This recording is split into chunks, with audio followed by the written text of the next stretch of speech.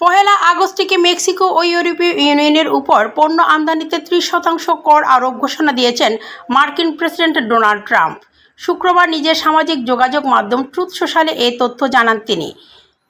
যদি মার্কিন বাণিজ্য অংশীদারদের মধ্যে কেউ প্রতিশোধ নেওয়ার সিদ্ধান্ত নেয়, তবে তিনি আরও বেশি আমদানি কর আরোপ করবেন।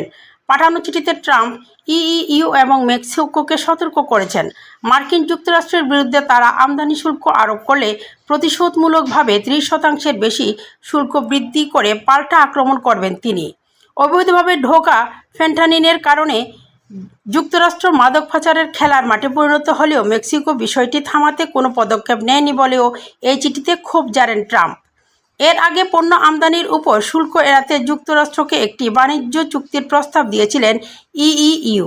তবে প্রেসিডেন্ট ট্রাম্পের নতুন করে 30% শুল্ক আরোপের ঘোষণায় ইইউ এর প্রস্তাবটি কার্যকর হওয়ার আশা দেখছেন না বিশ্লেষকরা।